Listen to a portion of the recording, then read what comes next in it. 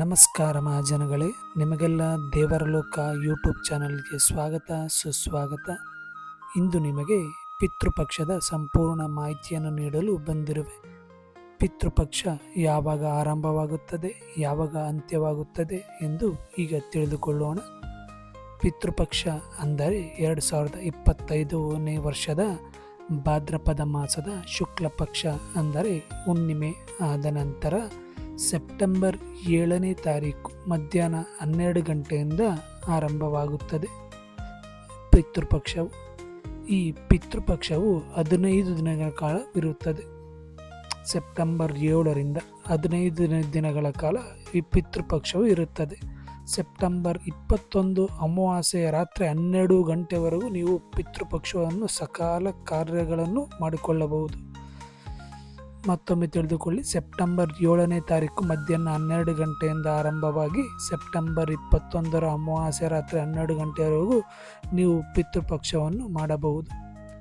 ನೀವು ಮಾಡಿರುವ ಇಷ್ಟಾರ್ಥಗಳನ್ನು ಎಡೆಗಳನ್ನು ಮೊದಲು ಪಕ್ಷಿಗೆ ಸಮರ್ಪಣೆ ಮಾಡಬೇಕು.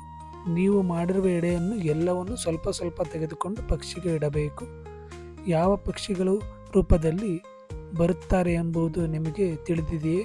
ಅದುವೇ ಯಾವುದೆಂದರೆ ಕಾಗೆ ಮತ್ತು ಗರುಡ ರೂಪದಲ್ಲಿ ಬರುತ್ತಾರೆ.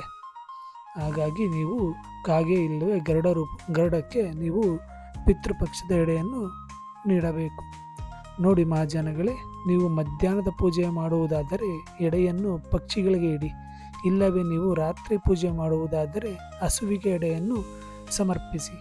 ಏಕೆಂದರೆ ಮಧ್ಯಾಹ್ನ ನಿಮಗೆ ಪಕ್ಷಿಗಳು ಗೋಚರಿಸುತ್ತವೆ, ಆದರೆ ರಾತ್ರಿ ಆಗುತ್ತಾ ಪಕ್ಷಿಗಳು ಕಾಣುವುದಿಲ್ಲ. ಆದ ಕಾರಣ ರಾತ್ರಿಯಾದರೆ ನೀವು ಹಸುವಿಗೆ ಎಡೆಯನ್ನು ನೀಡಿದರೂ ಒಳ್ಳೆಯದು. ಎಡೆಯನ್ನು ಪಕ್ಷಿಗಳು ಸ್ವೀಕರಿಸಿದ ನಂತರ ನೀವು ಭೋಜನವನ್ನು ಸ್ವೀಕರಿಸಬಹುದು. ಈ ಪಿತೃಪಕ್ಷವು ನಿಮ್ಮೆಲ್ಲ ಕಷ್ಟ ಕಾರ್ಯಗಳನ್ನು ಬಗೆಹರಿಸಿ ಸಕಲ ಸಂಪತ್ತು, ಐಶ್ವರ್ಯ, ಆರೋಗ್ಯ, ಆಯುಷ್ಯನ್ನು ನಿಮ್ಮದಾಗಿಸಲಿ. ಎಲ್ಲರಿಗೂ ಶುಭವಾಗಲಿ. ಮುಂದಿನ ಮಾಹಿತಿಯೊಂದಿಗೆ ಮತ್ತೆ ಸಿಗುವೆ. ಧನ್ಯವಾದಗಳು.